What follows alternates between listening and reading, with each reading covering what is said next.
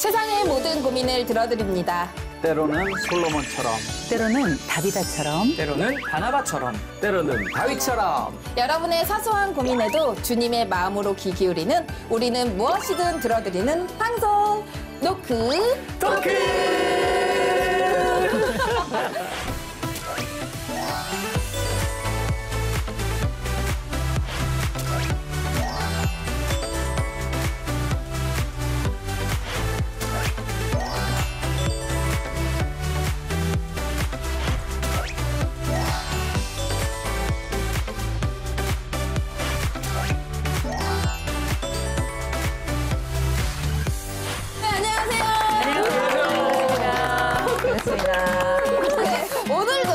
토크 시간이 돌아왔습니다. 앞으로 저희 노크토크와 쭉 함께하게 되신 분이 계십니다. 네, 게스트 출연 3회 만에 드디어 새 식구가 되신 유은성 전도사님. 감사합니다. 반갑습니다. 감사합니다. 네, 우리 전도사님, 우리 시청자분들에게 정식으로 인사 부탁드릴게요. 네, 이제 게스트가 아니라 이제 패널로 함께 하게 됐습니다. 여러분들의 그 사연과 고민들을 제가 잘 같이 공감할 수 있는 그런 패널 되도록 하겠습니다. 네.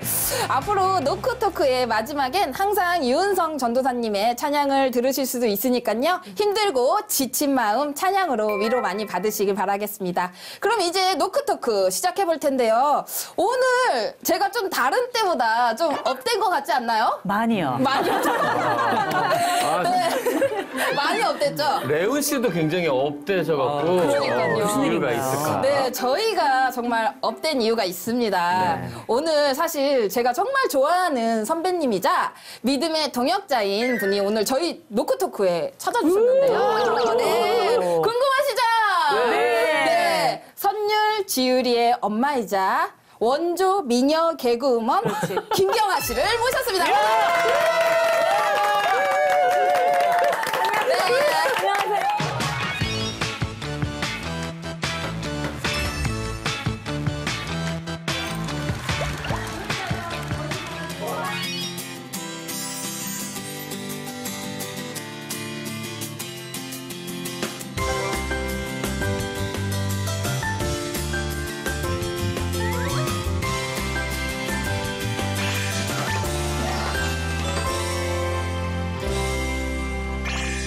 제가 너무나 좋아하는 김경아 선배님인데요. 오늘 우리 시청자분들에게 인사 부탁드릴게요. 네, 정식으로 좀 인사를 드리겠습니다. 미녀 개그우먼 옆에 더 미녀 개그우먼 김경아고요.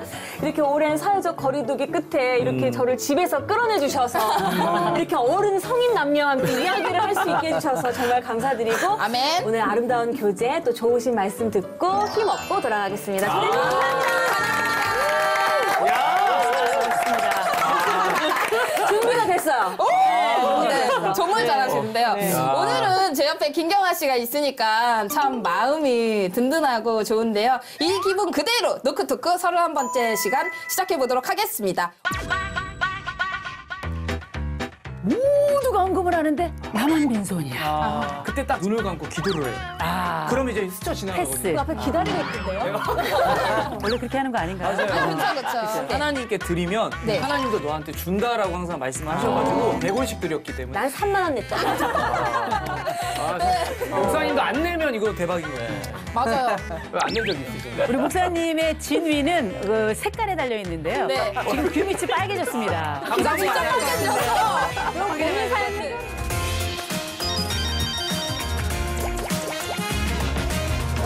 안녕하세요, 노크토크 식구들. 저는 이제 막 교회를 다니기 시작한 새가족입니다. 성인이 되어서 시작한 믿음 생활, 이제껏 경험하지 못했던 뜨거움을 경험하고 있어요. 그런데 한 가지, 교회를 갈 때마다 헌금 문제 때문에 마음이 조금 불편합니다. 주일헌금, 11조, 감사헌금, 선교헌금, 건축헌금 외에도 무수히 많은 헌금 봉투들이 있더군요. 저걸 다 내야 하나 싶기도 하고 헌금은 대체 어떤 기준으로 하는 건지 너무 궁금합니다. 사실 이제 막 교회를 다니기 시작한 저에게 주일헌금을 꾸준히 내는 것도 한 번에 이해된 것은 아니었거든요. 11조의 벽 또한 아직 너무나 높은 것 같습니다. 다녀도 그래. 저는 혼자 벌어서 생활비를 마련하기 때문에 생활비를 뺀 돈에서 10분의 1을 드려야 할지 급여에서 바로 10분의 1을 드려야 할지도 여전히 고민입니다. 최근에 들었던 설교에서는 헌금은 기쁜 마음으로 드려야 한다 라고 말씀하셨는데 저는 헌금을 드릴 때마다 불편한 마음이 있어요. 교회를 다니면 헌금을 꼭 내야 하나요? 헌금의 기준은 무엇이죠?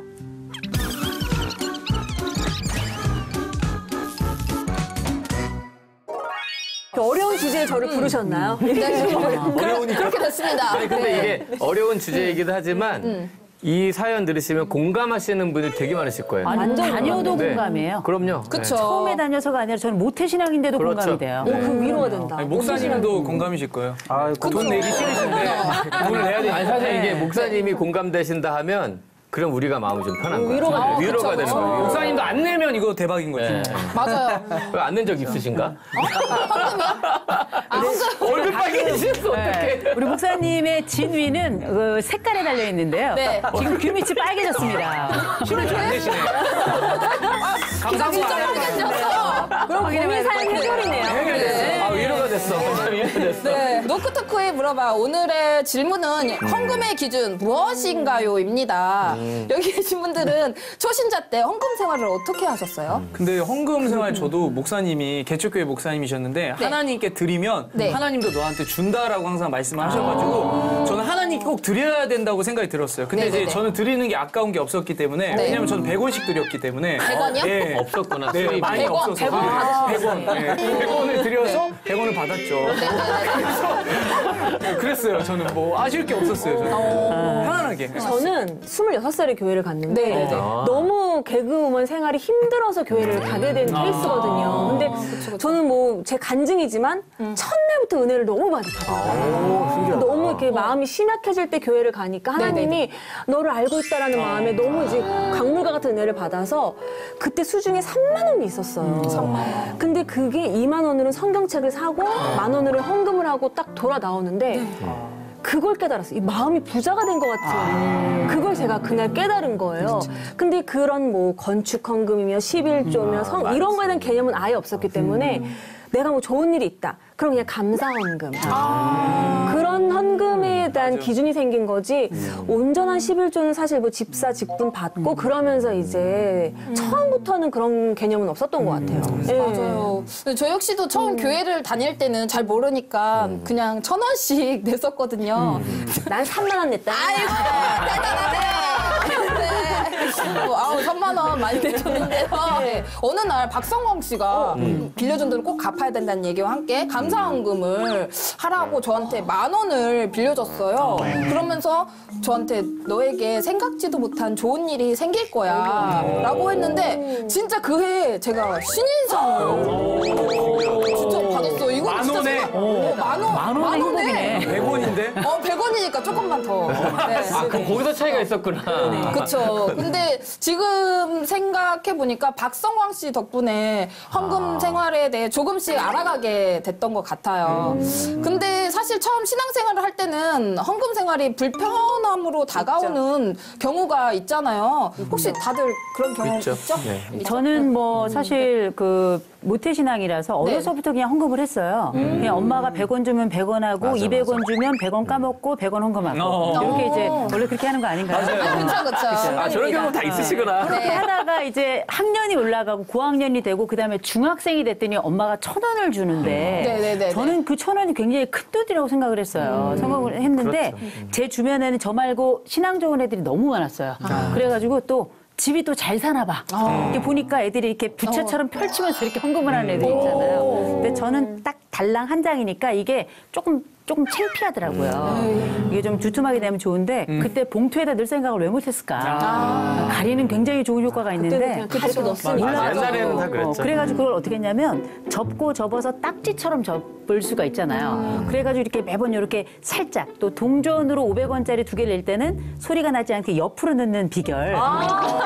네. 템을 써가지고 항상 이제 1,000원을 기준으로 이렇게 했는데 중년을 이제 맞다 보니까 외부에 나가서 활동이 좀 많아지잖아요. 그러다 보니까 제가 외부 이제 강연만 하는 게 아니라 부흥회도 많이 가고요. 교회에 이게 초청 강연을 할 때가 많이 있는데 경우에 따라서 어느 교회는 밖에 헌금함이 있어서 거기에 이제 헌금을 하게 되고요. 그렇죠. 또 작은 교회는 저는 이제 제가 받은 그 사례금을 다 이제 헌금하고 오거든요. 근데 큰 교회에서 이렇게 딱 섰는데 예상치 못하게 이 순간엔 헌금이 없을 것이다 생각했던 그 순간엔 꼭 헌금 시간이 있더라고요. 모두가 헌금을 하는데 나만 빈손이야. 그리고 이제 빈손 들고 이렇게 찬양을 하는 거예요. 빈손 들고. 제가 저 교수님 말씀을 이해가 되는 게 네네네. 개척교회 있을 때는 헌금함이 이 고정적인 자리에 있어요. 그걸 넣으면 되는데 꼭 헌금함을 들고 돌아다니는 경우가 그런 시간 헌금 시간 있잖아요. 아, 너무 불편해요. 그때는 어떻게 하냐면 그때 딱 제 자리로 왔을 때 눈을 감고 기도를 해요. 그럼 이제 스쳐 지나가거든요. 패스. 그 앞에 기다리고 있던데요. 그럼 이제 맞아, 그런 경우 있어요. 주보를 넣어야지. 아니, 주보를 넣어야지. 빈 봉투를 넣는 경우도 있어요. 뭐 마음으로 넣어야죠. 아니 손을 이렇게 넣어서 이렇게 빈손으로 나오는 경우도 있어요. 맞아요. 있는 따란, 것처럼. 있는 것처럼. 아니 근데 그렇게 헌금 바구니가 있을 때 그냥 부끄러울 수도 있고 한데 의연하게 이렇게 보내드려도 되죠. 그 맞아요. 네, 제가 어느 목사님한테 이제 들은 이야기도 이제 누군지는 기억이 잘 안 나는데 아마 목사님이나 박사님 아실 수도 있는데 자기 드릴 게 없어서 헌금 주머니에 이렇게 왔을 때 돈도 없고 아무것도 없어서 자기 몸을 드린다고 그 위에 올라가는 사람이 진짜요? 아이였는데 네, 근데 이제 자기가 드릴 게 없으니까 자기 몸이라도 드리겠다 올라간 아이도 있다는 거예요. 그러니까 헌금 자체라는 제도가 있는 게 문제가 아니라 이거를 부끄럽게 만든 그 제도가 잘못됐다고 저는 생각해요. 그렇죠. 아니 저는 헌금에 대한 어떤 고민 같은 게 대형교회를 다녔기 때문에 없었어요. 그냥 내가 있는 만큼 그냥 그렇지. 그때는 차라리 주님과 나와의 관계라는 게 딱 인식이 됐는데 제가 지금 개척교회를 섬기는데 개척교회를 섬기니까 이 교회의 형편이 딱 보이잖아요. 맞아. 그러니까 내가 드리는 이 헌금이 예전에는 정말 주님과 나의 관계인데 내가 좀 많이 드려야 교회가 좀 살림도 그럴 좀 수 있지. 피고 막 이런 어떤 마음이 드는 거예요. 그래서 이전도 계획하고 계시는데 교회 다닐 때부터 저희 어머님이 어르신 생각에 개척교회 힘들어. 개척교회 힘들어. 이렇게 막 그러셨거든요. 어머니 왜 그렇게 세상적인 마음으로 하시냐고 그랬는데 이제서야 제가 교회 이전을 하는데 이게 내가 건축 헌금을 많이 해야 내가 은혜를 받는 건가? 이 기복 신앙이라는 게 들어오는 거 내가 헌금을 그럴 수 한 만큼 복을 주실 것 그럴 수 같고 있죠. 이게 이 사연이 예전에는 몰랐는데 지금 되게 공감이 되게 많이 돼요. 그러네요. 그러니까요. 헌금에 대해서 좀 많이 어려움이 있는 것 같아요.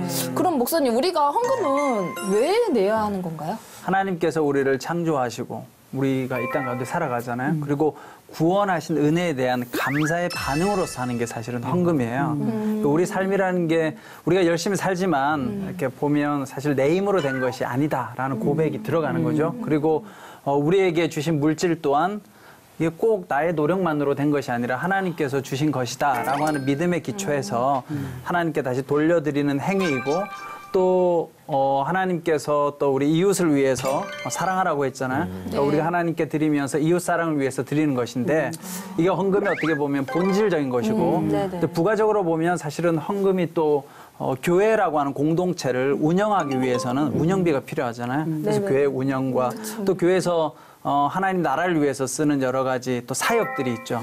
그 사역에 또 필요하기 때문에 우리가 헌금을 드리는데 중요한 건 결국 내 형편만큼 그리고 감사함으로 그렇게 드리는 것이 필요할 것 같습니다. 네, 저도 얘기를 하면서 많은 생각이 드는 시간인 것 같은데요. 저 역시 제게 주신 물질 또한 하나님께서 주신 것이라는 믿음으로 감사하게 드리고 있는데요. 살면서 혹시 가장 기억에 남는 특별한 헌금이 있으신가요?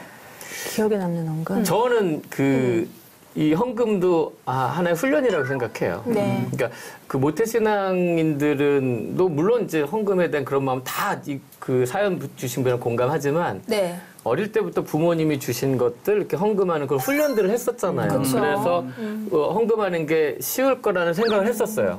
그런데 제가 이제 사회생활을 하면서 일을 해서 첫 열매를 하나님께 드리고 싶은 마음이 있어서 드려야겠다고 생각을 하고 찬양사역 시작해서 처음으로 받은 사례비를 딱 받아서 헌금하려고 했는데 이게 제 생활을 해야 될 돈이잖아요. 그렇죠. 그러니까 이게 어떤 힘든 거예요. 아, 되게 그 훈련과 상관없이 이게 힘들구나 해서 그냥 눈 딱 감고 그래 훈련이다 생각하고 힘들어도 한번 시험해보자. 그러니까 에베소서에 있는 말씀 있잖아요. 하나님을 시험해보라. 이게 11조에 대한 말씀이지만 시험해보자고 그냥 드렸었던 그런 기억이 있어요. 저는 제가 무명일 때 교회를 갔잖아요. 그쵸. 그러면서 제가 저를 쓰임받게 해주세요라는 기도를 하면서 조금씩 제 마음에 감사가 찾아오고 이름을 알리게 되면서 그쵸. 똑바로 해 이것들아!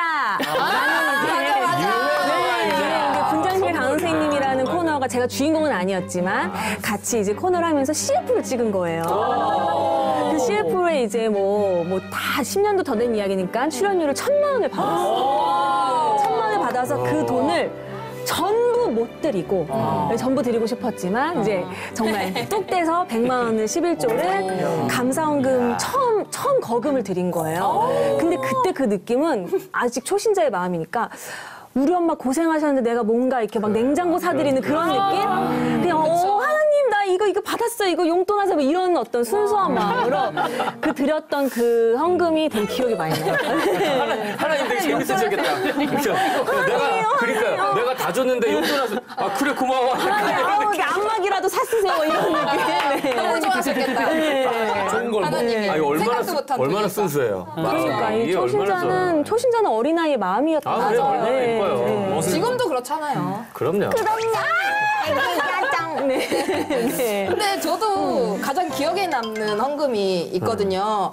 예전에 할머니가 어렸을 때부터 키워주셔서 엄마 같은 그런 할머니였어요. 근데 할머니가 돌아가시고 나서 마음적으로 굉장히 어렵고 힘든 시기에 그런 막 가만히 이렇게 집에 있기가 좀 그래서 가까운 데로도 여행을 가고 싶다 딱 이렇게 생각을 했었는데 일본에서 교회 간증이 들어온 거예요. 근데 그것 또한 너무 감사해서 제가 못 가더라도 이게 간증입니다 이런 얘기를 했었는데 그때 이제 그 교회에 어떻게 가게 됐어요. 이제 시간이 맞아서 이제 교회를 가게 됐는데 너무 많은 큰 은혜를 받아가지고 그 교회에 제가 11조를 드렸던 기억이 있는데 하나님이 기뻐하시는 헌금은 어떤 헌금이라고 생각하세요? 저는 그 성경을 보고 놀라운 말씀을 발견했어요. 그 사도행전 3장 6절에 보면은 네네네. 그 베드로가 안전뱅이를 일으키거든요. 근데 맞아요. 그때 했던 말이 아직도 잊을 수가 없어요. 내게 은과 금은 없거니와 오직 내게 있는 단 한 가지 나사렛 예수 그리스도의 이름으로 일어나 걸어라. 그러니까 베드로도 돈이 없는 거예요. 은과 금이 없다. 오직 예수 이름으로 일어나 걸어라. 그래서 저는 여기서 위안을 얻는 게 베드로도 돈이 없는데 나도 돈이 없다. 그래서 가끔은 돈을 안 내요. 저 위로가 됐어요. 위로가 되고 은과 금이 없어서 예수의 이름으로 일어나 걸어라 했더니 안전뱅이 일어났어. 이게 믿음이잖아요. 그래서 마음에 믿음으로 드리는 게 헌금이구나. 부담스러워하지 않아도 되고 엔진 오일 갈아도 되고 백화점 가도 되겠구나. 아, 정말요? 네, 이렇게 믿음으로 가면 엔진오일은 갈아야지. 그렇죠. 네. 올라가면 안 되니까. 그럼요. 네. 우리 경아 씨는요? 저는 제가 이제 개척교회를 섬기면서 네. 이 어떤 어려운 마음을 목사님한테 이렇게 마음을 주셨는지 목사님이 설교 때마다 너무 걱정하지 말라는 설교를 굉장히 많이 하셨어요. 성도들이 어떤 고민을 하고 있는지 느끼셨는지 우리 하나님을 이렇게 째짠 하나님을 만들지 말라는 야, 진짜 멋있다.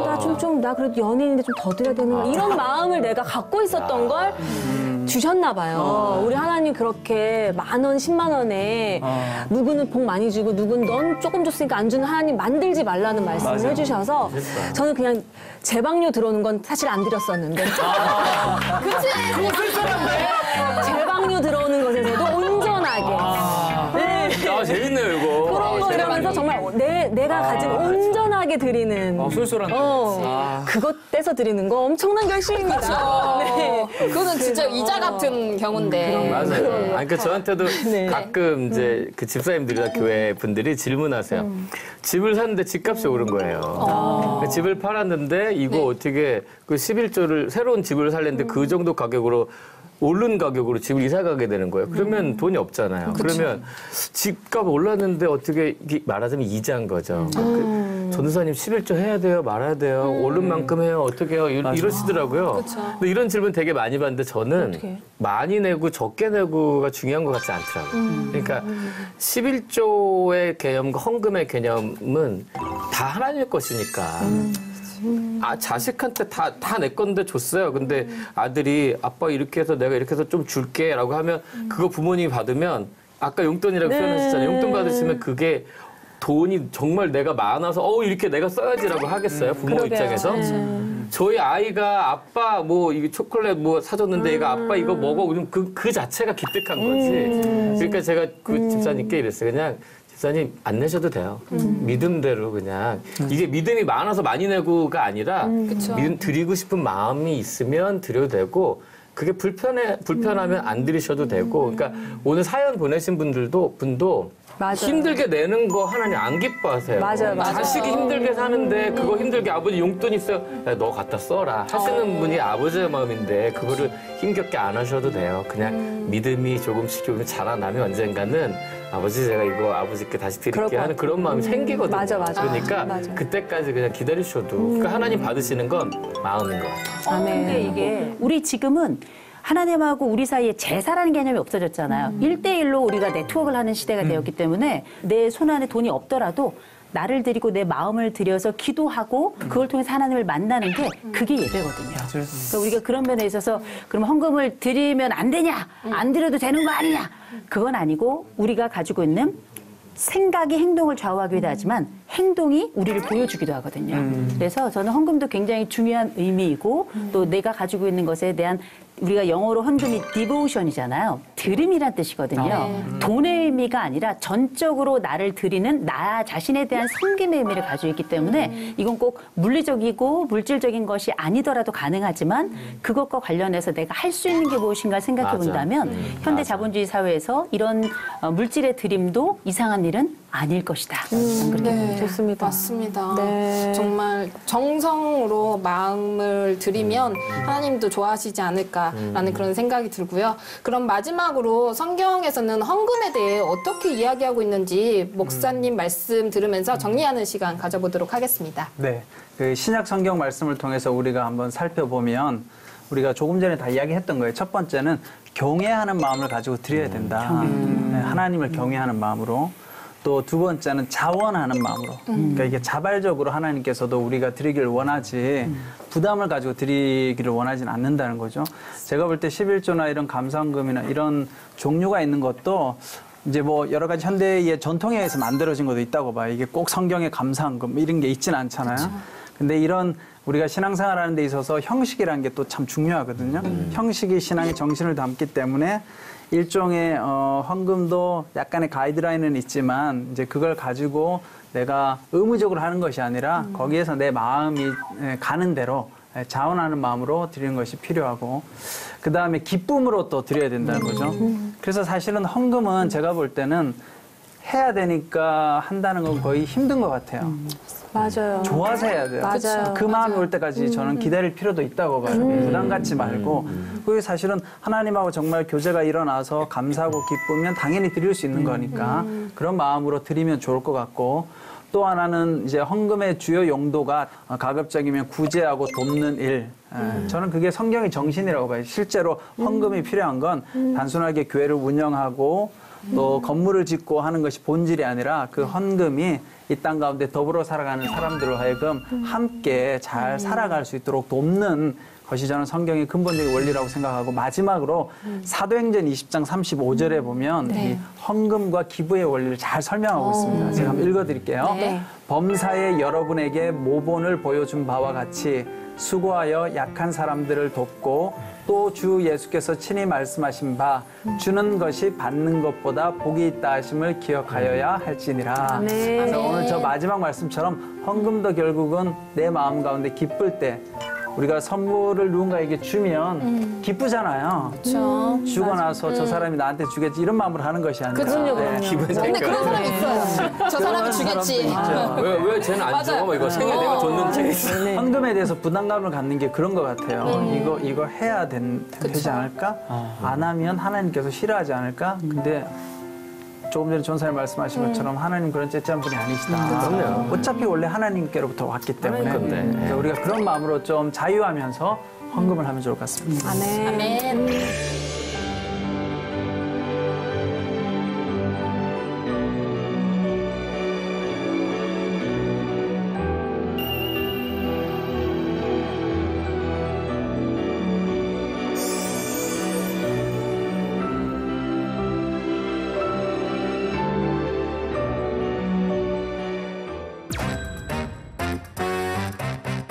저의 가장 큰 고민은 저것들 벼락 맞을 것들 막 이러면서 찐기도로 넘어와요. 저는 가끔 욕해요. 진짜요? 아, 진짜 저런. 그래서 목사님도 혹시 이렇게 기도하세요? 가끔씩 하죠. 이양이 되네. 이양이 되네. 안녕하세요. 저는 어릴 때부터 신앙생활을 열심히 해온 20대 청년입니다. 요즘 저의 가장 큰 고민은 교회 안에서 공동체 생활을 하는 게 너무 싫고 불편하다는 건데요. 사람에게 크게 상처받고 실망을 한 후에 마음의 문이 완전히 닫혀버려서 이제는 사람들과 대화하는 것조차 힘든 상황입니다. 예수님은 서로 사랑하라고 말씀하셨는데 현재 저는 누군가를 사랑한다는 자체가 어렵습니다. 어느 순간부터 상대방의 말을 온전히 믿지 못하고 자꾸 의심하고 있는 제 모습을 볼 때면 저조차도 제가 정말 답답하고 싫습니다. 그러게 그런 게 있었던 거. 최근 코로나 바이러스로 인해 온라인 예배를 드리고 있는데 교회에 가지 않고 집에서 드리는 예배가 너무 편하고 좋습니다. 더군다나 오래 섬겨온 리더를 내려놓고 지내는 요즘 사람들과의 교제를 멈추고 혼자만의 시간을 갖다 보니 지금 이 생활이 몸도 편하고 마음도 편하고 예전보다 훨씬 더 좋습니다. 완전 지쳤구나. 지쳤나 봐. 하지만 지금의 이런 제 모습은 하나님이 기뻐하시는 모습이 아니란 걸 잘 알고 있기 때문에 계속 이렇게 지내는 게 맞는 건지 고민이 됩니다. 내 안의 문제들이 회복되기 위해 열심히 기도하고 있지만 쉽게 마음이 변화되지 않는 것 같습니다. 상처받은 제 마음이 다시 회복되어 예전처럼 사람들과 잘 지내고 공동체 생활도 잘하고 싶은데 그게 정말 가능한 걸까요? 노쿠토쿠 식구들은 사람에게 상처를 받았을 때 어떻게 극복하고 이겨냈는지 조언을 듣고 싶습니다. 라고 보내주셨습니다. 네, 오늘의 사연은 교회 안 공동체 생활에 어려움을 겪고 있는 청년의 사연인데요. 여기 계신 분들은 평소에 사람들과 어울리는 걸 좋아하시나요? 아니면 혼자 있는 걸 좋아하시나요? 저는 그 좋은 게 좋은 거다라는 늘 마음이 있어가지고 여러 사람이 있는 현장을 그렇게 싫어하진 않아요. 그쵸. 근데 사실은 혼자 있는 걸 좋아해요. 아, 진짜요? 혼자 있는 걸 좋아하는데 꼭 필요한 자리에서 정적이 흐르는 거를 개그우먼이니까 못 견뎌해요. 못 견뎌. 맞아, 개그우먼. 분위기가 왜 이래? 왜 이러는 거야? 불편한 거 싫은 거야. 네, 이제. 그래서 내가 먼저 내가 막 과당하고 막 물을 마시다 흘리고 이러면서 막 맞아. 띄어응난하지요. 너무 없겠다. 물 한잔 해? 그러면서 이렇게 분위기를 이렇게 푸는데 그런 것들이 스트레스를 받지 않다가 쌓이면 좀 이렇게 번아웃 된다고 해야 되나? 그러면 그럼 제가 원래 저희 기질대로 이게 혼자 있는 시간이 반드시 필요한 스타일이라고 생각해요. 네. 저는 혼밥을 못 하거든요. 혼자 밥을 못 하는 스타일이에요.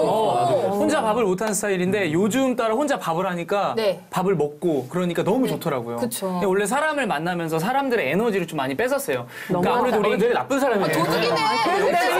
그러니까 어떻게 되냐면 머리가 아프구나. 우리가 또 머리가 아프구나. 직업상 네. 개그를 하는 사람들이다 보니까 에너지가 세고 기가 뭔가 모르게 세대요. 그러니까 쟤랑 있으면 말을 못해. 기가 너무 세고 말을 너무 잘하니까 이렇게 되는 거예요. 그러니까 소개팅 나갔을 때도 개그 좀 그만 치시면 안 돼 이렇게. 너무 싫어요. 그래, 진정한 모습을 보여줘야지. 너무 싫어요. 에너지가 뺏겨요. 아닌 것 같아요. 아, 에너지까지 뺏긴대요. 네, 에너지까지 뺏긴대요. 그리고 녹화 2시간 동안 진지한 모습을 한 번도 못 봤어요. 그러니까. 아니, 마음을 뺏어야지, 어떻게. 어쩐지 제가 그 지난 3주 동안 계속 방송 나오면서 네. 집에 가면 너무 막 뻗어서 자는 거예요. 가족이 옆에 있었어서 그렇구나. 저는 계속 잤어요, 지금까지. 오늘 일어났어요. 거의 겨울잠이네요, 제가. 어쩐지 내가 쾌하더라. 별명이 겨울잠이야.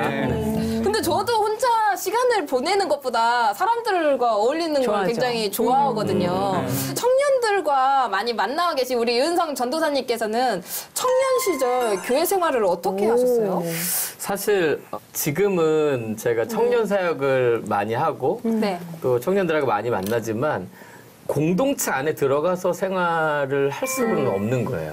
찬양 콘서트를 하고 강의를 하고 하니까 어떤 큰 집회에 가서 찬양을 하고 돌아오는 게 전부인 생활이죠, 지금은.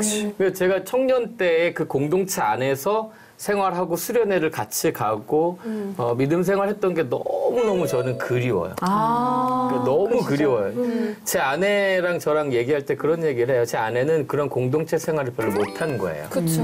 연예인 활동을 하다 보니까 심지어 고등학교 때부터 학교를 잘 못 갔었던, 고등학교 때 데뷔를 했었어서, 그러니까 소소한 아이들과 친구들과 수학여행 가고, 교회 안에서 수련회를 가고 이런 거를 전혀 못 했던 거예요. 그러니까 저랑 아내랑 그런 얘기를 해요. 아, 지금 그런 어떤 믿음 생활의 공동체 안에 들어가서 생활해보니까 너무 그립다라고 하는 거예요. 저는 반대로 그리운 시절이 없었으니까. 그렇죠. 아예 없었으니까. 제 아내도 왜, 아내도 왜. 맞아요. 그래서 저는 이제 뭐 성인이 돼서 교회를 갔기 때문에 근데 교회를 가면 청년부 예배를 이렇게 가면 청년들이 나와서 막 너무 좋아.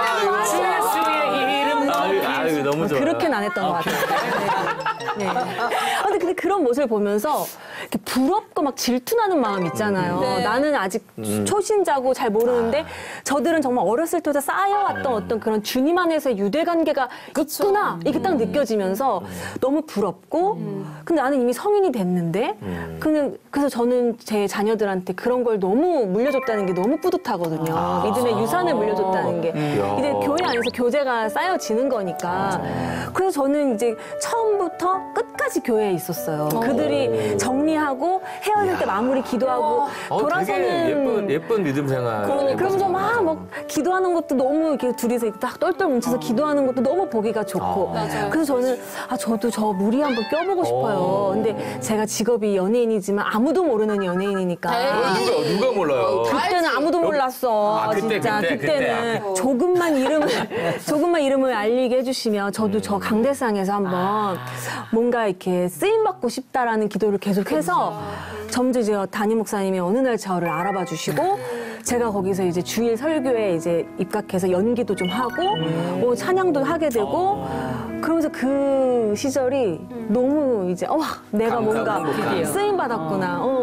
그러니까 다시는 없을 그 시절이 있거든요. 아니 그러니까 지금 많은 분들이 번아웃돼서 레온 씨도 그런 경험이 있으셨잖아요. 번아웃이라는 걸 있으셨어요? 아니 저는 누구나 다 있죠. 저는 지금 이 사연자의 사연 제 사연이에요. 똑같죠. 진짜로? 저는 지금 현재 교회에서 리더를 하고 있어요. 네네. 그리고 저는 지금 리더를 하다가 내려놓은 상태예요.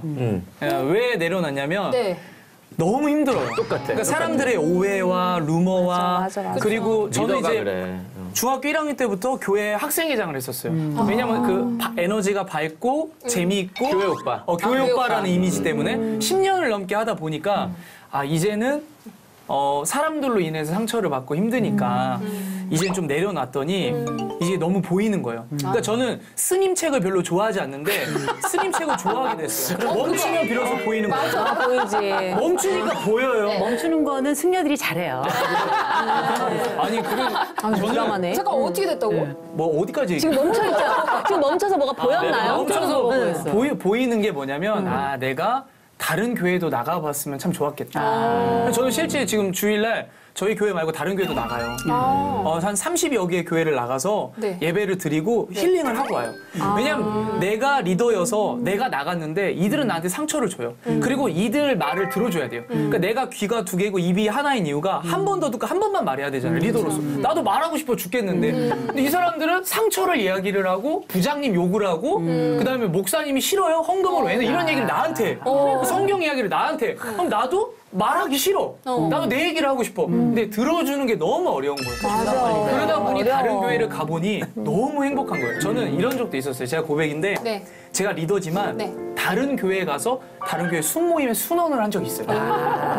그러니까 너무 행복한 거예요. 물론 그 리더도 고통받았겠죠. 리더 얼마나 힘들었을까. 얘기를 많이 한 거 아니야? 리더 키에 피났대요. 계속 이랬다니까. 그래서 제가 이분이 네. 너무 마음이 아프네. 온라인 예배 행복합니다. 둘이 만나야 되겠다.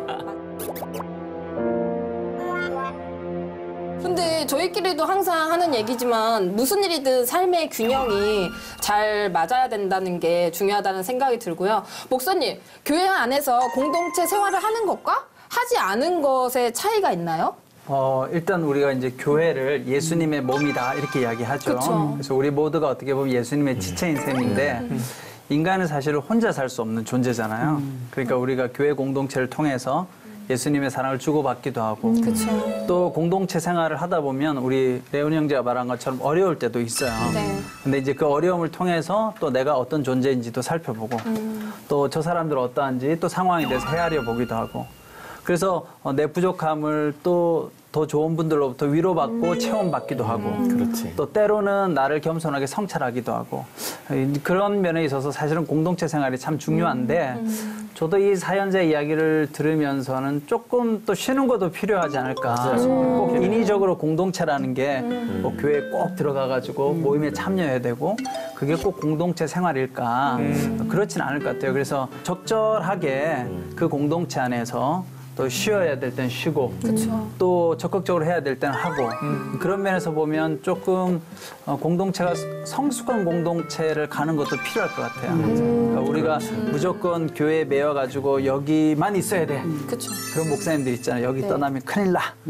근데 이제 그걸 떠나서 건강한 공동체를 찾아서 건강한 공동체 안에서 내가 오히려 격려받고 지지받고 위로받고 사실은 공동체의 목적은 그걸 통해서 거기서 머무르는 것이 아니라 궁극적인 건 이제 내가 성장해서 파송하는 거. 하나님 나라를 위해서 사는 거죠. 그렇죠. 이웃을 사랑하고 이웃을 살리고 그것이 핵심 목적이니까. 목사님 말씀에 너무 공감이 되는 게 제가 그런 케이스예요. 제가 대학부에 있다 보니까 네. 대학부 아이들은 저한테 중간고사, 기말고사, 연애, 군대 이야기만 해요. 그러니까 나는 신앙이 성장하고 싶은데 그래서 제가 청년부로 옮겼어요. 옮기니까 내 이야기를 들어주는 누나들이 많고 형들이 많은 거예요. 그러니까 나는 내 스타일이 해소가 되고 내 마음의 스트레스가 없어지는 거예요. 근데 이 누나는 또 시집 얘기를 하고 그러니까 이게 악순환이긴 하는데 그래도 목사님 말씀처럼 공동체를 옮겨보는 게 괜찮아. 이러다가 작년부로 혼자 갈 수는 없잖아요. 자매랑 손을 잡고 결혼하고 가야 되는 건데 네. 때로는 그게 필요하더라고요. 진짜로 이게. 그럼 또 어려움이 있네요. 그럼. 아, 진짜. 작년도 가면 자매님 계실 수도 있어요. 거의 이제 뭐 마흔 이러시니까. 연상. 아니 근데 이런 얘기를 쭉 듣다 보니까 제가 딱 이런 결론이 생겨요. 어느 공동체든 상처가 다 있어요. 그렇죠. 어느 공동체든 안 맞는 것도 있고 어려움도 있어서 사실은 번아웃은 누구나 다 될 수 있는데 공급하는 곳은 하나님인 것 같아요. 그러니까 이게 사람에게 채워지려면 다른 공동체 가보세요. 또 상처받고 또 그런 게 또 있어요. 그렇죠. 그것 때문에 또 상처받고 또 다른 공동체? 마찬가지예요. 그러니까 사실은 우리가 체험을 받을 곳은 하나님인 거죠. 그러니까 말씀을 통해서 하나님부터 공급을 받고 다시 이제 회복이 돼서 공동체로 돌아가서 다시 또 사역하고 또 만약에 그 목사님 말씀처럼 지치면 내려놓는 용기도 필요하다고 생각해요. 그래서 다시 하나님과 만나는 그런 시간 그게 좀 필요한 것 같아요. 네, 맞습니다. 현재 사연자분께서도 공동체의 중요성을 알기 때문에 모든 사역을 내려놓고도 계속 고민하고 있는 것 같은데요. 교수님, 사람에게 받은 상처로 인해 아무도 믿지 못하고 자꾸 의심하는 사연자, 현재 사연자의 마음은 어떤 상태인가요? 마치 의자 없는 강당에 혼자 서 있는 느낌일 거예요. 쉴 곳이 없는 거죠. 아무리 둘러가도. 그래서 우리는 찾아낸 곳이 결국 뭐냐? 강당의 한쪽에 아주 어둡고 누구도 찾지 않는 조그만 골방. 여기를 찾아 들어갔다가 혹시 또 나왔을 때 의자가 없을까 봐 그 공간에서 나오질 못하는 거예요. 딱 그거네. 네, 근데 실제 우리가 어떤 리더십을 발휘한다는 건 정말 대단한 겁니다. 왜냐하면 리더들은 그 몸에 자석이 있는 것 같아. 맞아. 자꾸 뭐가 들러붙어요. 철가루들이 자꾸 붙어. 그래가지고 나는 가만히 있어도 그들이 나를 따라와서 내가 세력을 구축하지 않을 수 없는. 그런데 이제 자력이라는 건 한계가 있다 보니까 너무 많은 철가루가 들러붙으면 결국은 내가 소진이 돼버리는. 그러나 자석은 죽지 않아요. 자력은 여전히 가지고 있는 겁니다. 다만 끝에 널브러지는 철가루가 있을 뿐이에요. 어떻게 보면 이 리더십이 있다는 것 자체가 축복일 수도 있다 이렇게 생각할 수 있지만 저는 이 부분은 하나님이 채워주신다? 전 그렇게 생각하지 않아요. 하나님이 채워주시는 부분도 있는데 내 스스로가 나를 조직화할 필요도 있어요. 이를테면 소진이 빠르다는 얘기는 소진이 빠른 환경 속에 있는 거예요. 그래서 우리가 되게 부부 사이도 그렇고 부모 자녀 사이도 그렇고 소진이 빠른 집들은 특징이 있어요. 경계가 없어요. 경계가 울타리로 함께 이게 중요한 의미를 갖는 건 뭐냐? 경계와 울타리는 나만 보호하는 게 아니라 타인도 보호하는 거예요. 이 경계를 넘으면 안 되는 거야. 그러니까 너도 넘어오지 마. 그래야 나도 너를 보호할 수 있어라고 하는 이기적 특성이 아니라 이타적 특성도 함께 가지고 있는 게 경계와 울타리고 이걸 우린 다른 말로 규칙이라고 불러요. 근데 이제 인간관계에 있어서도 규칙이 굉장히 중요하잖아요. 그 규칙 중에 하나가 리더들의 규칙일 거예요. 리더는 리더십이 있는 게 아니라 리더의 울타리가 있는 거예요. 그래서 지금 같은 경우 나가 떨어진 거거든요. 좋은 말로 소진이고 번아웃이지 우리식으로 표현하자면 그냥 나가 떨어진 거예요. 이런 상태에선 당연히 좀 쉬어야 된다고 생각해요. 근데 사연자 얘기를 들어보니까 이제 리더들의 또 특징이 있어. 오래 못 쉬어. 맞아. 지가 가려워. 마음에 걸려. 뜻을 가려워가지고. 다음 주 돌아가야 돼. 그래서 근데 그렇게 그 때가 되면서도 또 두려움이 함께 있잖아요. 이럴 때는 조금 더 쉬어야 된다고 저는 생각해요. 그래서 이를테면 너무 많은 일이 있다? 그러면 그 위에 상부에 담당하고 계신 전도사님이나 목사님께 제가 지금 이것까지 하기는 어렵습니다. 라고 말씀드리는 거. 용기가 필요할 것 같아요. 두 번째, 지금 현재 당하고 있는 이 상황에서도 이 줄일 수 있는 일은 또 줄여나가는 것. 굉장히 중요할 것 같고요. 그다음에 세 번째로는 내가 가지고 있는 이건 나 아니면 안 돼 이런 것도 있지만 얘기할 만한 창구가 또 없을 거예요. 얘기할 만한 창구를 이참에 한 번쯤 좀 마련해 보는 것. 요 세 가지가 다음번 소진이 더 빠르게 오는 것을 막고 내가 사실 지친 건데 다른 사람이 배신했다고 느끼는 그 마음, 또 하나님이 그 가운데 나에게 진공 상태를 만들어서 나를 혼란스럽게 만든 것 같은 이런 생각도 없애게 하는 구조적 안정감을 구축하는 데 굉장히 도움이 될 거라고 봐요. 빨리 적어 빨리. 맞아. 이거 너무 좋네요. 그러게. 레오 씨가 큰 은혜를 받은 것 같아요. 근데 적진 않네요. 왜 정말 처음 다시 보기 하면 되지? 다시 보기 하면 되니까. 네, 원래 어답하니까. 안 적은 거 제가 봤어요. 그러니까요. 카메라 테이프 빼면 알아요. 새겨졌지. 그러면 우리 경화 씨는 네. 오늘 사연자 분처럼 사람에게 상처받았던 적이 있나요? 그러게요. 다 너무 감사하게 교회 안에서는 아직까지는 저는 없는 것 같아요. 또 어른이 되고 나서 다 이렇게 좋은 말 해주는 분들을 만나게 맞아. 되니까. 근데 세상 가운데서는 매일매일이 상처죠. 또 진짜요? 연예계에서는 뭐 약속을 저버리는 일들이 너무 많이 있고. 근데 이제 그런 가운데 제가 하나님을 만났기 때문에 근데 저는 그때 하나님께 그때 드렸던 기도가 정말 찐이었어요. 정말 찐 저것들 저것들 벼락 맞을 것들 막 이러면서 그렇게 기도했다고요? 정말 그렇고 하나님 하나님 저 구덩이에 빠질 것들 나 너무 열받고요. 그러고 나면 뭐가 해소되는 정말 그런 마음. 근데 지금은 쓴뿌리를 없애주시오. 제 마음이 너무 연약합니다. 막 이렇게 안 돼. 해소가 안 돼. 진짜 그러면 저는 막 부부싸움을 진짜 대판했다거나 아니면 너무 상처를 받았다고 그러면 예전에 그 찐기도로 넘어와요.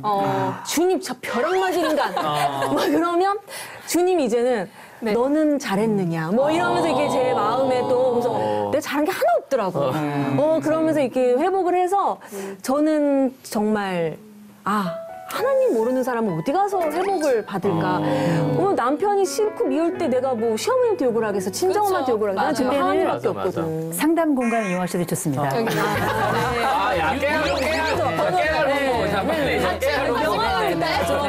거야. 아주 벼락 맞을 인간이 그것들을 그것들을 그래서 저는 회복을 했어요. 아니 근데 다윗도 비슷하게 목사님 이렇게 기도한 적 많았잖아요. 네, 다윗도 원수들을 막 그렇게 막 욕하면서 막 기도할 때 많았어요. 근데 저는 이렇게 궁금해요. 솔직하게 하는 기도가 저는 진짜 오히려 더 맞다고 의미 있는 기도라고 맞아요. 생각해요. 어린아이처럼. 그래서 순수하게. 목사님도 혹시 저 벼락 맞을 것도 이렇게 기도하세요? 가끔씩 하죠. 이양이 되네. 이양이 돼. 하나님하고 나 사이에. 그렇죠. 지금 현재 사연자는 마음의 문을 완전히 닫아버린 상태라 더 걱정이 되고 있는데요. 오히려 청년들이 교회 안에서 깊은 이야기를 더 못 나누는 경우가 많다고 해요. 왜 그런 건가요? 생각해야 될 게 너무 많아요. 그쵸. 관계가 아주 복잡하고 다단해요. 그래가지고 우리가 이를테면 뭐 단순히 친구였다가 교회에 가면 성도가 또 돼. 그랬다가 뭐 순장이다 그러면 그 멤버 리더이자 동시에 수장이 되면서 복잡한 관계에 들어가니까 하나의 관계가 오염되면 나머지 관계까지 다 오염돼 버려요. 아주 복잡한 관계 속에 들어가고 두 번째. 교회 공동체는 굉장히 사랑의 공동체입니다만 소문이 빨라요. 맞아. 진짜? 맞아. 100%야. 아주 그것 때문에 환장해요. 진짜로. 맞아. 소문 때문에 교회 떠나는 사람이 더 많다에 저는 한 표. 맞아. 내가 그랬어. 정말 고민을 많이 했을 거예요. 기도해줘야 된다고 소문 다 퍼뜨리잖아. 맞아. 그러니까 맞아. 이 소문 빠른 공동체에서 내가 내 소속을 유지하는 방법 뭐냐? 갑옷을 두껍게 입는 수밖에 없어요. 내 혀를 묶어내고 갑옷을 두껍게 입어가지고 누구도 침투하지 않고 침투하더라도 절대 상처받지 않을 준비를 하는 거. 그러니까 진짜 안쪽에 있는 얘기는 약한 심장을 할 수가 없는 거예요. 이런 게 있는 거고 또 한 가지는 내가 잘한다 그래서 상대방이 호의적이지 않아요. 더군다나 우리가 신앙 공동체면 너와 내가 함께 상호 협력 단체로 가야 될 것 같은데 네. 상호 배타적이기도 해요. 공동체 안에서. 그렇다 보니까 경우에 따라서는 그 안에는 우리가 다 사람이니까 질투하기도 하고요. 또 미움도 생겨나고요. 또 누군가는 더 헌신하고 누군가는 덜 헌신해. 그러면 더 헌신한 사람이 약간 권력을 갖는 것 같은. 그래서 누군가 나에게 뭐라고 하면 마치 내가 상대적으로 비교를 당하면서 박탈감까지 경험하게 된다고요. 이런 복잡한 경험들이 함께 들어가니까 교회에서는 뭐냐? 일종의 다중언어를 쓰는 거야. 실제 내 진짜 안쪽의 말과 그다음에 내가 고백하는 말과 공동체 안에 있는 사람과의 대화의 방식 그리고 그것도 또 켜가 달라요. 어른이냐 아이냐에 따라 가지고 굉장히 많은 다중 언어를 사용하고 있는데 이런 많은 언어들을 사용하는 게 능력이라고 볼 수도 있겠지만 피로감이 커지거든요. 그리고 내 스스로도 약간 이율배반적인 것 같아. 내가 사실 그렇지 않은데 자매님 모셨어요. 우리 마음속에 드는 거죠. 내가 지금 뭐 하고 있나. 마치 다중인격 같은 거죠. 그럼요. 그치. 스스로의 분열이 일어날 수 있기 때문에 이런 여러 가지 상황 속에 들어간 경험이 여러 번 있다면 이거는 상처가 될 수 있다. 두 번째, 다음번 관계에 대한 두려움으로 작용할 수 있다. 그렇다 보니 오랫동안 교회 영역에 있던 분들이 그게 청년이건 중년이건 노년이건 상관없이 적당하고 건강한 거리를 여전히 충분히 유지하려고 하고 이 공동체가 나에게 해로움을 준다 싶으면 최근에는 과거하고 달라요. 과감히 떠나더라는 거죠. 근데 우리가 이게 서로 상처 주지 않는 구조를 만드는 게 굉장히 중요하죠. 그럼 우리 식구들에게 드리는 오늘의 마지막 질문이 될 것 같은데요. 공동체 생활의 중요성 어느 정도라고 생각하시나요? 저는 너무 감사하게 이 공동체 안에서 되게 순기능을 많이 느꼈어요. 너무 감사하죠. 그래서 저희 기도 제목을 온전히 나눌 수 있는 정말 믿음의 동역자들을 그쵸. 또 우리 명 MC님을 포함해서 많이 진짜. 주셔서 정말 우리가 무서운 하나님보단 좋으신 하나님이잖아요. 이 좋으신 하나님을 나눌 수 있는 이 사람들이 주변에 있다는 게 너무 감사하고 또 새로운 사람을 정말 이제 뭐 죄송하지만 이 나이에 누구 새로운 사람을 만나기보다는 맞아. 지금 나에게 뿌려진 이 인연들을 더욱더 좀 탄탄하게 맺어지는 관계가 되게 중요한 것 같아요. 저는 이렇게 경아 씨처럼 모태신앙은 아닌데 청년기에 줄을 알고 딱 들어왔는데 공동체가 이 사람을 너무 잘 끌어안아서 이렇게 좋은 고백을 할 수 있는 경우 맞아. 이런 말씀을 좀 드리고 싶어요. 맞아요. 경아들이옵니다.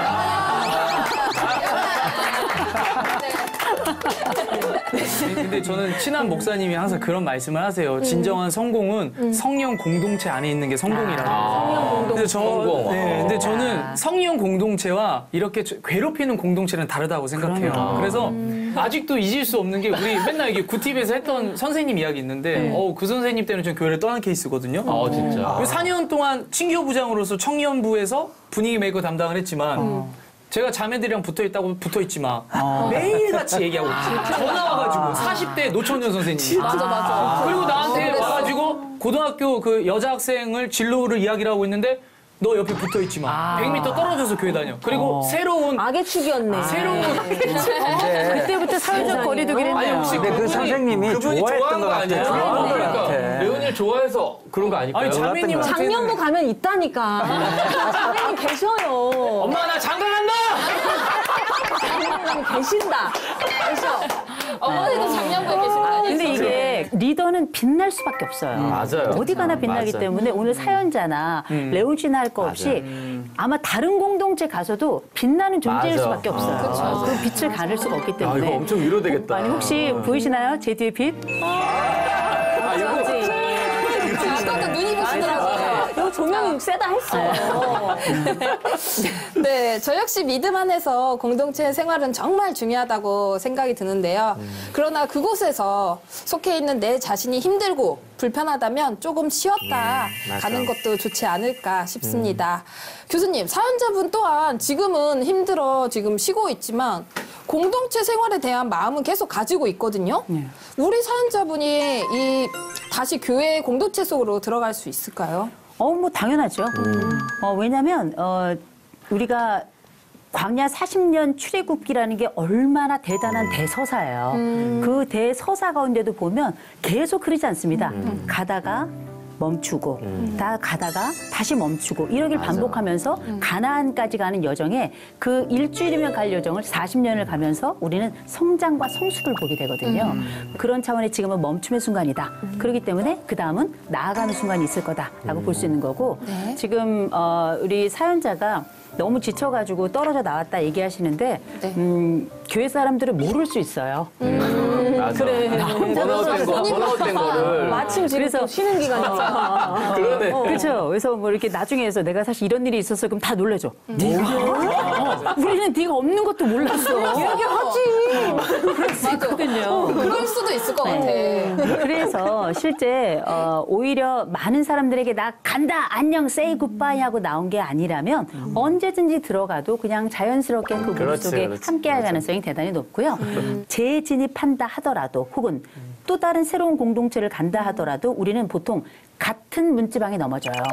그래서 이 똑같은 문지방에 넘어지거나 돌뿌리에 넘어지지 않도록 내 자신에 대한 재정비. 하나님은 항상 나와 같은 거리를 가지고 계셨기 때문에 하나님 걱정할 게 아니에요.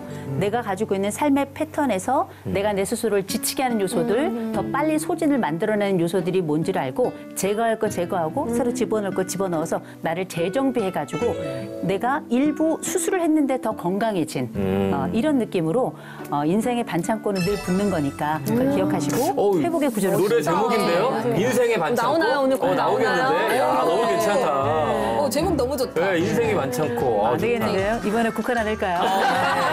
This is Truth로 한번. 네. 사실 저는 사연자분이 교회 공동체 회복도 중요하지만 그 전에 마음이 먼저 회복되셨으면 좋겠어요. 맞아요. 사랑의 하나님이 그 마음을 만져주시고 다시 채워주실 거라 믿습니다. 온전한 쉼 누리시고요. 다시 건강한 마음 되었을 때 노크토크에 또 사연 보내주세요. 그럼 우리 목사님의 축복 기도로 사연 마무리하도록 하겠습니다. 사랑과 은혜가 많으신 하나님 한 청년이 또 교회 안에서 여러 가지 많은 일들로 인하여 지치고 상처받아서 이제 쉼 가운데 있습니다. 하나님 이 청년 가운데 함께하여 주시고 무엇보다도 그 마음 가운데 평안과 위로를 허락하여 주시옵소서. 아멘. 하나님 그러나 그 쉼의 시간이 길어지면 어떻게 하나 하는 두려움과 걱정도 있습니다. 또 상처받은 마음 때문에 공동체로 다시 돌아가는 것에 대한 염려와 걱정도 있습니다. 하나님 그러나 지금은 그 걱정을 내려놓고 좀 더 하나님 자신을 돌보고 충분한 쉼을 누릴 수 있도록 주님 도와주시옵소서. 아멘. 그리고 하나님께서 다시 이 청년을 회복시켜 주셔서 필요한 때에 또한 필요한 곳에서 귀하게 다시 하나님께서 쓰실 줄 믿사오니 아멘. 그 소망 가운데서 이 청년이 이 시간을 잘 견딜 수 있도록 주님 도와주시옵소서. 하나님께서 새롭게 사용하실 것을 기대하며 예수 그리스도의 이름으로 기도드리옵나이다. 아멘.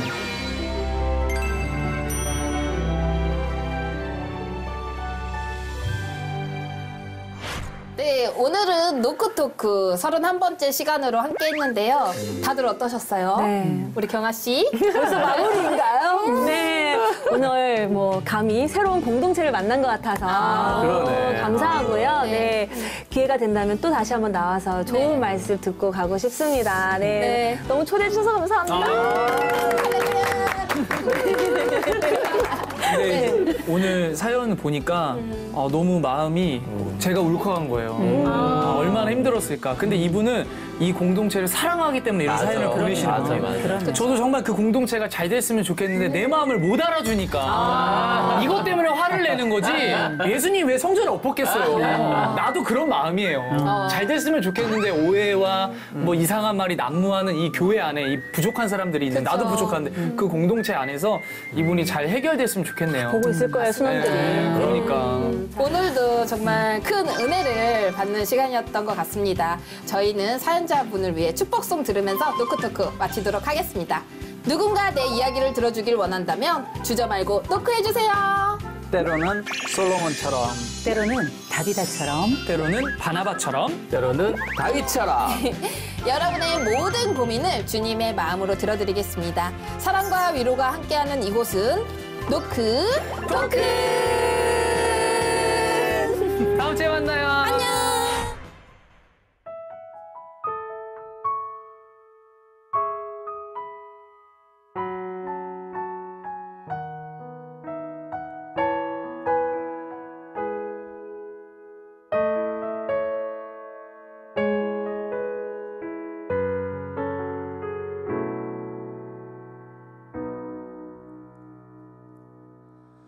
내 모든 소망이 끊어졌다 해도 내 모든 기회가 없어졌다 해도 좌절과 절망이 나의 앞에서 나를 기다린다 해도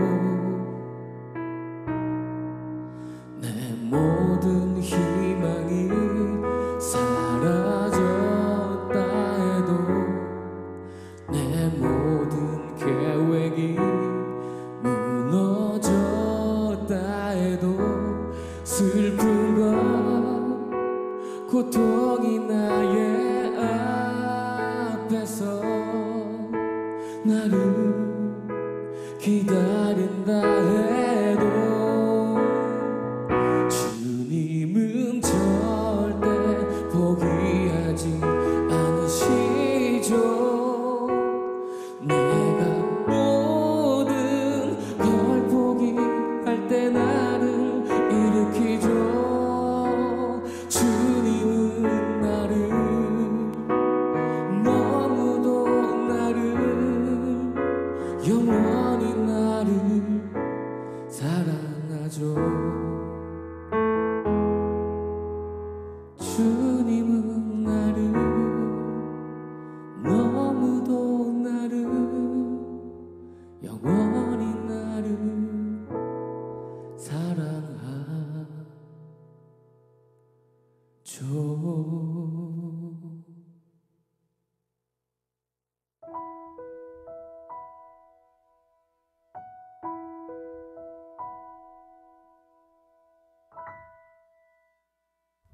작년부터 손자는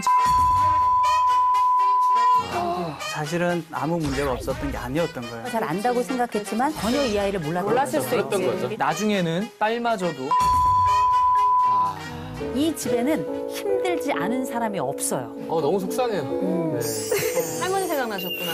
네, 이 사연을 읽으면서 그 옛날 생각이 났어요.